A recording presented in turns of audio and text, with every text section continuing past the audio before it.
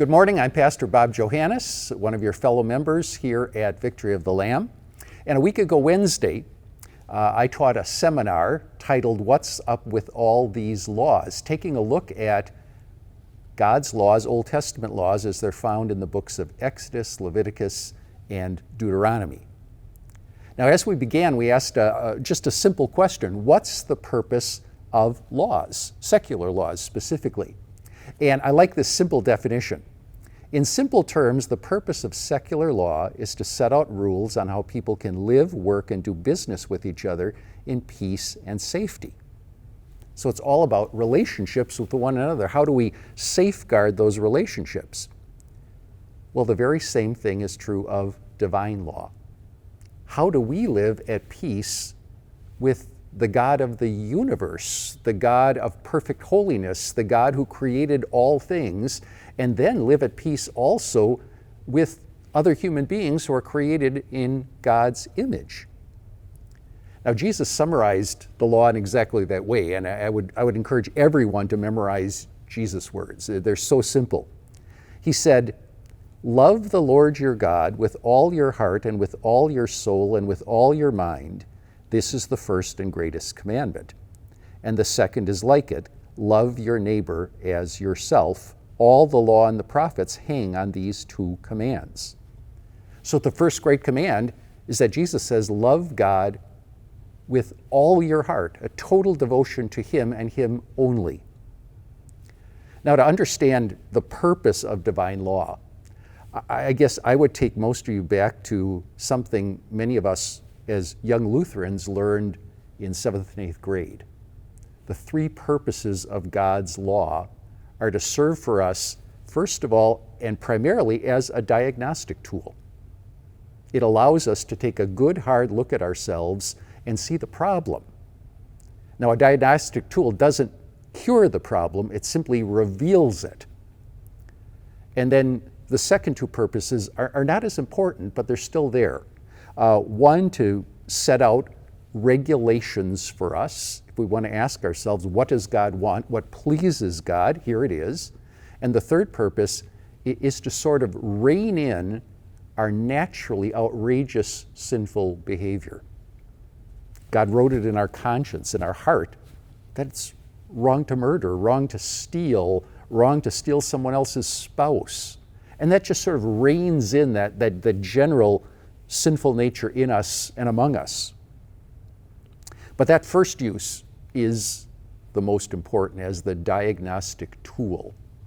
And sadly, what it tells us is we are sick and we can't approach God. So we read a few Bible passages. Psalm 24, "Who may ascend the mountain of the Lord? Who may stand in His holy place? The one who has clean hands and a pure heart." So clean in action and attitude. Or as Paul says in Romans twice, he says, "No one will be declared righteous in God's sight by the works of the law. Rather, through the law, we become conscious of our sin." Or Paul himself confesses in Romans 7, he says, "I would not have known what sin was had it not been for the law."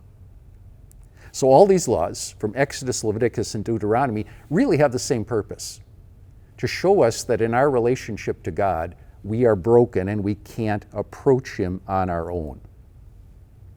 So then we took a really quick tour through the laws that God gave in those three books. First of all, the most obvious, the moral laws, we call them the 10 Commandments.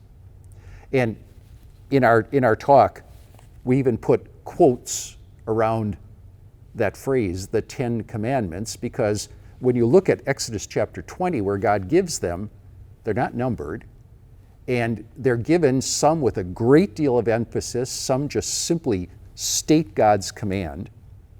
And very obviously, when you look at the chapter, it's the first commandment that gets the greatest notice from God, the most verses. And that command is, of course, against idolatry. Love the Lord your God with all your heart, all your soul, and all your mind, and nothing else. And we pointed out that An idol is anything that takes God's place in our lives, in our hearts. And of course, the most dangerous idol of all is me. And then we looked at commandments 2 and 3. Commandment 2, emphasizing God's name, everything he's revealed to us about himself.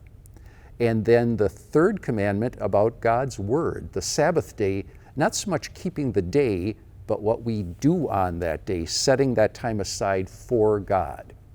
That was the purpose why God said, rest on that day. You and everyone set the time aside.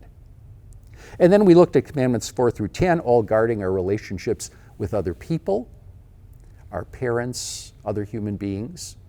And we paid a little special attention to the 9th and 10th commandments regarding coveting. Those are often the most easily misunderstood because that word covet is probably best described as sinful wanting. Not that wanting is wrong, but when we want something and think, well, if I just had that, life would be perfect. If I just had that, life would be secure. If I just had that, I would have everything. Well, that's saying I need that more than God. And it was interesting, as we had our discussion, someone said, think about the 10 commandments like a circle. Because really, that coveting commandment brings you right around to the first commandment, love the Lord your God with all your heart, soul, mind, and strength. So that's how we closed up the 10 commandments. Then we looked at the other two kinds of laws that God gave in the Old Testament. He gave civil laws to govern the nation of Israel, and he gave ceremonial laws to guide their worship. And it was interesting, when we asked that question, we had to talk about the fact that God never intended that his nation would have an earthly king. God set up the nation of Israel to be a theocracy, with him leading the nation through these laws he'd revealed to them. And finally, when they demand a king many hundreds of years later, God says, they rejected me in asking for a king. So in those civil laws, we saw laws regarding property, inheritance, marriage, divorce, crime and punishment, and we took a special look at Exodus 21, where God actually differentiates. If you read the chapter, he differentiates between the crime of murder and manslaughter and negligence. He gives special rules regarding slaves. We spent quite a bit of time talking about the fact that in ancient times, slavery was a way of life. Probably 1/3 of the people in any of the ancient cultures were slaves. And so it wasn't that God was putting his seal of approval on slavery. In fact, later on in the New Testament, he tells slaves, be a good slave if you have to be a slave, but if you can get free legally, do so. We looked at laws about food, what is clean and unclean, on cooking and storing food, and something we pointed out, we can't understand a reason why God declared certain foods clean and others unclean.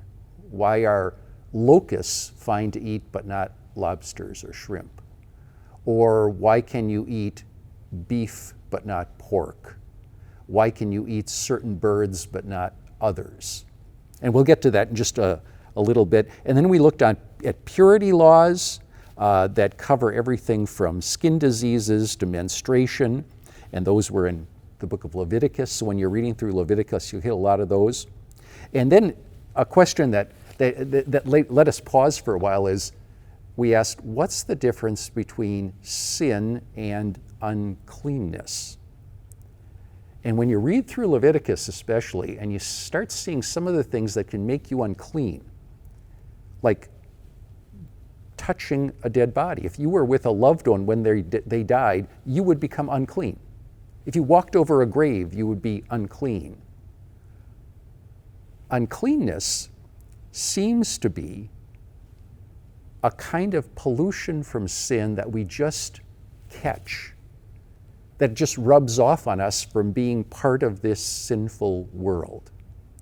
And in every case, when God describes uncleanness, the uncleanness can be solved It's always something where you're unclean for a certain number of hours or a certain number of days, or you take a certain bath and then you're clean again. And at this point, we watched the Bible Project video about Leviticus, and everybody should watch that. It made it really simple, really plain, took care of a lot of the same questions we were talking about. And then we also looked at the ceremonial laws. We didn't spend a lot of time on them because they're very long and elaborate, but regarding religious festivals, sacrifices, the priesthood, the temple, the tabernacle. And if you're reading Exodus right now, you're reading exactly that portion where God is describing in intimate detail how the tabernacle should be built and set up, how the priests would be consecrated. And you noticed that God gave all the details, even down to the kind of underwear the priests were supposed to wear. They were supposed to be briefs from waist to thigh. So, as we concluded last week, the big question is, why in the world aren't we teaching and obeying all these laws anymore? And the New Testament makes it so very clear. I'll just read it to you, Colossians chapter 2. Therefore, do not let anyone judge you by what you eat or drink, or with regard to a religious festival, a new moon celebration, or a Sabbath day. These are a shadow of the things that were to come. The reality, however, is found in Christ. So all of those festivals and rules were just pointing ahead to Jesus' perfect sacrifice, and now they have been done away with. The book of Colossians says those laws were nailed to the cross along with Christ. And if you want to read just a beautiful description of this, read from Hebrews chapter 9 or 10, describing Jesus' perfect sacrifice, explaining that all of those sacrifices of the Old Testament, none of those really forgave sin, only Jesus' sacrifice does, and they all pointed ahead to him. We looked at some other Bible verses, Jesus saying, do not think I have come to abolish the law or the prophets. I have not come to abolish them, but to fulfill them. So not only did Jesus complete the law, he kept it as well in our place. And realize, if you read Sermon on the Mount, Jesus continues to teach the Ten Commandments very, very clearly. And please, as you conclude this, realize that purpose of God's law that we began with. That really its primary purpose is as a diagnostic tool. And the goal of the Christian life is not perfection. The goal of the Christian life is that we find our perfection in Jesus' perfection. That's what the law always does, is drives us to look at ourselves and say, I am broken, I am messed up, but Jesus is perfect, and thank God for his righteousness. And then we read a quote from one of our Christian confessions that was written about 500 years ago. And it says it so beautifully, the purpose of the law. And it's talking about God's gift of repentance. It says, repentance has two parts. One is contrition, that is, terrors smiting the conscience through the knowledge of sin. The other is faith, which is born of the gospel and believes that for Christ's sake sins are forgiven, that comforts the conscience and delivers it from terrors. So that's how the laws fit in. That's why there's so many. And if you want more information, want to know more about our Bible reading program, just go to victoryofthelamb.com. Thank you.